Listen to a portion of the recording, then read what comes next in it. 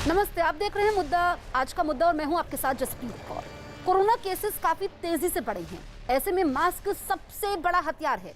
समझिए कि मास्क इस वक्त आपके लिए सुरक्षा कवच है। जब भी मास्क लगाएं, सही तरीके से लगाएं। हम आपसे बार बार अपील करते हैं कि आप मास्क पहनिए। इसको लेकर के हमने एक कैंपेन भी शुरू किया है, #मास्क-पहनो-इंडिया। आप खुद से ये प्रण लीजिए कि जब तक ये महामारी है और आप जहां कहीं भी जाएंगे, मास्क नहीं उतारेंगे और एक जिम्मेदार नागरिक की भूमिका निभाएंगे। दवा कंपनी रोश इंडिया ने कोरोना के इलाज के लिए 2 दवाओं का एक कॉम्बो लॉन्च किया है, जिसे एंटीबॉडी कॉकटेल भी कहा जा रहा है।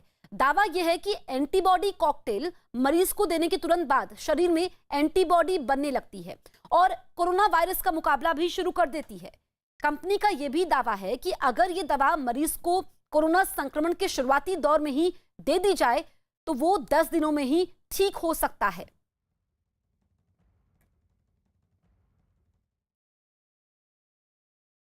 इस एंटीबॉडी कॉकटेल के बारे में लोगों के कई सवाल हैं। ये दवा कैसे असर करती है? क्या ये दवा बच्चों और बुजुर्गों को भी दी जा सकती है? इस दवा का कोई साइड इफेक्ट तो नहीं होता है? इन सभी सवालों के जवाब जानने की कोशिश करेंगे मेदांता के चेयरमैन डॉक्टर नरेश त्रेहन से, जो इस वक्त हमारे साथ मौजूद है। नरेश त्रेहन जी, बहुत बहुत स्वागत है आपका न्यूज़ 18 इंडिया में। सर, मेरा पहला सवाल आपसे यह है कि ये दवा कोरोना मरीज पर कैसे असर करती है? तो ये जो रोश ने बनाई है ये दवाई, ये एंटीबॉडीज जो है लेबोरेटरी में बनाई गई, जो 2 एंटीबॉडीज को कंबाइन करके इसको कहते हैं कि मोनोक्लोनल एंटीबॉडी कॉकटेल। एक इसमें से जो है उसका नाम है कसिरेविमैब और दूसरी का नाम है इमडेविमैब। ये 2 जो हैं इफेक्टिव बनाई गई हैं जो ये कोरोना वायरस से जिससे हम अभी जूझ रहे हैं। ये जब बॉडी में इसको इंजेक्ट किया जाता है तो ये वायरस को ब्लॉक कर देती है कि वायरस जो है हमारे सेल्स के अंदर ना जा सके और उसको न्यूट्रिशन नहीं मिलेगी तो वो मल्टीप्लाई नहीं कर सकेगा। तो इसीलिए ये 2 एंटीबॉडीज अपने 2 तरीकों से उस वायरस को एक तरीके से न्यूट्रलाइज कर देती है और फिर वो जब वायरस की डेथ हो जाती है तो वो और मल्टीप्लाई नहीं करता, क्योंकि जो हमने देखा गया है कि पहले तो वायरस एंटर करता है आपकी बॉडी में थ्रू नोज एंड थ्रोट और फिर वो मल्टीप्लाई करता है, क्योंकि वो सेल के अंदर जाके उससे उसकी न्यूट्रिशन लेके वो मल्टीप्लाई करता रहता है। उस प्रोसेस को ब्लॉक करने के लिए ये 2 एंटीबॉडीज बनाई गई हैं। अब इसका जो रिजल्ट्स अमेरिका में, जैसे आपने शायद देखा होगा, प्रेसिडेंट ट्रंप को दी गई थी ये सबसे पहले। प्रेसिडेंट ट्रंप हॉस्पिटल गए, 2 दिन के बाद वो बाहर आके अपने घर व्हाइट हाउस चले गए और अपना काम शुरू कर दिया। उसमें भी यही हुआ था कि जैसे ही उनका टेस्ट पॉजिटिव आया, उनको ये कॉकटेल ऑफ एंटीबॉडीज दी गई और उसके साथ साथ ये जो वायरस को एक्चुअली कंटेन कर दिया गया, उनको डिजीज बढ़ी ही नहीं। तो इसका ये बेसिस की वजह से कई स्टडीज हुई हैं, दुनिया में कई स्टडीज हुई, अमेरिका में अप्रूव्ड है, काफी महीनों से यूरोप में अप्रूव्ड है और अब ये इंडिया में लाया गया है, रोश ने सप्लाई किया गया है और सिप्ला के थ्रू इसको डिस्ट्रीब्यूट किया जा रहा है। ठीक है। मेदांता एक बड़ा सेंटर बना है इसके लिए, पर इसके मैं बताना चाहूंगा कि इसके पहलू क्या है। जैसे आपने पूछा कि कई सवाल उठे हैं, तो एक सवाल सबसे पहला ये कब देना चाहिए। तो जैसे ही RT-PCR टेस्ट पॉजिटिव आता है, उससे जितनी जल्दी आप दे सकते हैं नेक्स्ट 2, 3, 4 डेज में, क्योंकि पहले 7 दिन में वायरस मल्टीप्लाई करता है। हम जितनी जल्दी उसको खत्म करेंगे उतना ही कम असर पड़ेगा पेशेंट के ऊपर। सो ये हथियार जो है ये बहुत सिग्निफिकेंट है। जैसे पहला हमारा हथियार है जो हम खुद यूज कर सकते हैं, वो है मास्किंग, डिस्टेंसिंग और हाइजीन। ये तो हम बार बार कह रहे हैं, सारा मीडिया भी कह रहा है। अगर जो वो फेल होता है और किसी को हो जाता है और RT-PCR टेस्ट जो है पॉजिटिव आता है, तो इमीडिएटली इसका इस्तेमाल किया जा सकता है। डॉक्टर त्रेहन, जरा ये बताइए कि क्या ये दवा हर कोरोना मरीज ले सकता है?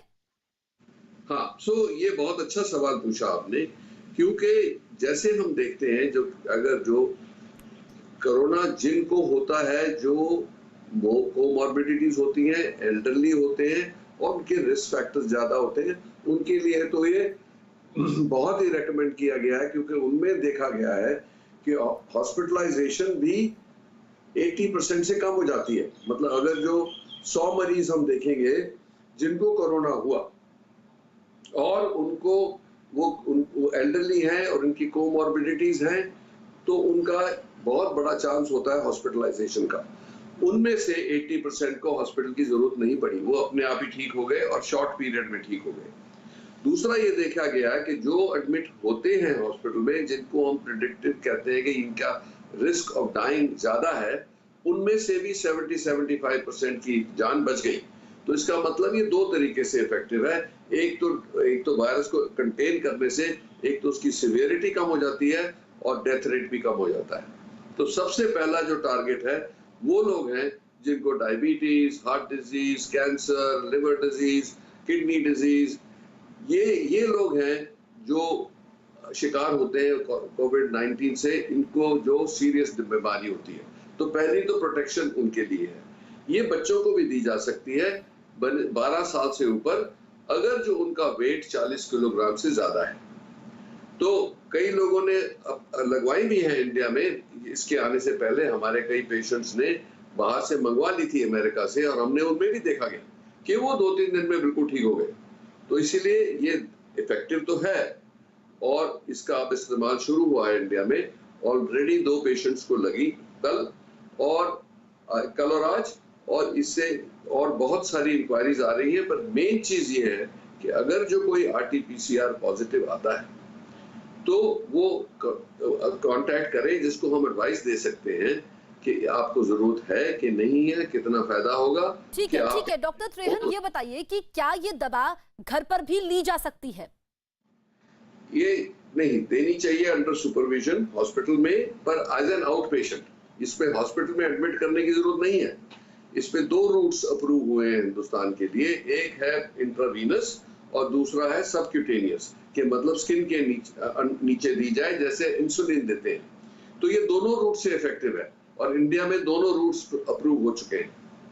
ठीक है डॉक्टर त्रेहन, कोरोना के किस स्टेज पर ये दवा लेनी चाहिए?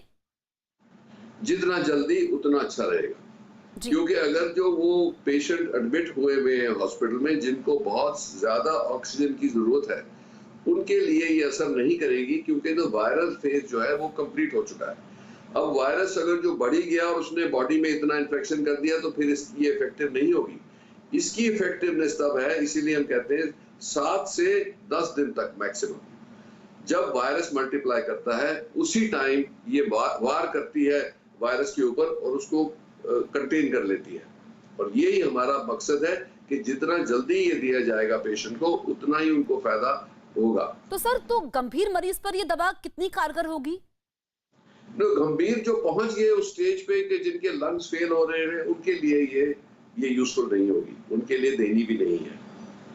अच्छा, और कोरोना मरीज को दवा की कितनी डोज देनी होगी?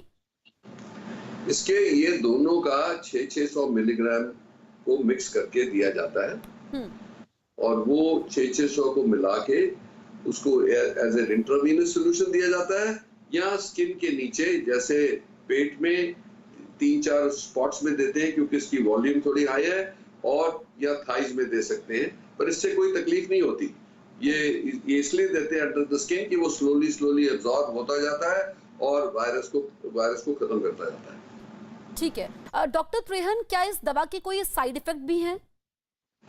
इसमें अभी तक तो कोई सीरियस साइड इफेक्ट निकला नहीं है। जो अभी दुनिया में हजारों ये डोजेस लग चुके हैं, पर ये जरूर चेतावनी है कि आपको लगा के 1 घंटा हॉस्पिटल में वेट करना है, उसके बाद आप घर जा सकते हैं। उस घंटे के लिए हम इसलिए रखते हैं 1 घंटे के लिए कि कोई जैसे रिएक्शन हो, एलर्जिक रिएक्शन हो इससे, या कोई एनाफाइलैक्टिक रिएक्शन हो, तो उसको उसी टाइम ट्रीट कर लिया जा सकता है। तो इसमें आज के दिन सारी कंट्रीज में जहां यूज किया है, कोई भी डेथ इससे अभी कभी रिपोर्ट नहीं करी गई है। बहुत ही कम ये जो रिएक्शन हुए हैं वो तो एंटी एलर्जिक से या एंटी एनाफाइलैक्टिक से करके लोग ठीक होके घर चले गए। पर ये मैंने बोला जैसे 1 घंटा जरूर वेट करना है। इसीलिए अब हम कहते हैं कि हॉस्पिटल में लगनी चाहिए अभी, जब तक इसका एक्सपीरियंस बहुत बढ़ जाए। जैसे वैक्सीन देते थे पहले आधा घंटा वेट कराते थे, अब वैक्सीन कि जो पता लगा है कि बहुत ही कम लोगों को कोई रिएक्शन होता है, तो इसलिए लिबरलाइज करी गई है। पर अभी ये हमें बिल्कुल कॉशियस रहना है कि सिर्फ हॉस्पिटल में दिया जाए, जहाँ पे फुली ट्रेन्ड लोग हों, जिनको सारा इसका सिस्टम पता हो, क्योंकि जैसे इसको मिक्स करना पड़ता है, 600 मिलीग्राम एक, 600 मिलीग्राम दूसरा, 1200 मिलीग्राम का डोज लगता है, तो ये ट्रेन होने चाहिए प्रॉपरली लोग। तो जैसे जो रोश और सिप्ला ने हमारी सारी टीम को ट्रेन किया, सारे सेमिनार से उनको सारी साइंस सिखाई गई कि इसके साथ साथ पता लगे कि किसको देनी चाहिए और इसकी क्या लिमिटेशन है। ठीक है। डॉक्टर त्रेहन, क्या कोरोना ना होने पर भी ये दवा ली जा सकती है? नहीं, वो रेकमेंडेड नहीं है। कई लोगों ने ये सवाल उठाया है कि मैं प्रिवेंटिव ले सकता हूँ, पर इसका जो इफेक्ट है वो 3-4 हफ्ते चलता है इन एंटीबॉडीज का, तो ये रेकमेंडेड नहीं है आज के दिन। फ्यूचर में होगा तो देखेंगे, पर ये रेकमेंडेड नहीं है कि ये दी जाए जिसको पॉजिटिव नहीं है जो। पर आपका सवाल बिल्कुल रेलेवेंट है कि अगर जो किसी ने अपने आप को प्रोटेक्ट करना है, कहीं ट्रैवल करना है, कहीं हाई रिस्क जगह जाना है, कि क्या ये प्रिवेंटिव लिया जा सकता है, अभी इसकी इंडिकेशन नहीं है, इसके ऊपर रिसर्च हो रही है। आने वाले टाइम में अगर जो ऐसा लगेगा कि इससे हेल्प होती है तो फिर जरूर लेना चाहिए, पर अभी नहीं। ठीक है डॉक्टर त्रेहन, ये क्लियर कीजिए कि वैक्सीन लगवाने के बाद भी ये दवा ले सकते हैं? हाँ, अगर जो आपको संक्रमण होगा तो जरूर ले सकते हैं उसी टाइम, क्योंकि वायरस तो लग गया है। इसका ये समझ आनी चाहिए सबको कि इसका एक ही पर्पस है, वायरस को कंट्रोल करना और उसको खत्म करना। ये इसी का काम है कि वो बॉडी के अंदर घुस ना सके, हमारे सेल्स के अंदर ना घुस सके, और उसको न्यूट्रिशन नहीं मिलेगी तो वो स्टार्व होके मर जाएगा। ठीक है डॉक्टर त्रेहन, क्या ये दवा कोई भी बाजार से खरीद सकता है? नहीं, जैसे मैंने बोला कि ये सिर्फ ट्रेन्ड सेंटर्स में, जहां पे पूरी ट्रेनिंग हो गई है, पूरी टीम है, जिसको पूरा समझ है कैसे इसको स्टोर करना है, कैसे इसको मिक्स करना है, कैसे इसको लगाना है पेशेंट को, ये सब चीजें पूरी अच्छी तरह से जाननी चाहिए, और क्या प्रिकॉशन है और कितना 1 घंटे के लिए उनको अच्छी जगह ऑब्जर्व करें और फिर भेजें। सो ये हर एक जगह नहीं अभी लगना जब तक लोग ट्रेन नहीं हो जाते।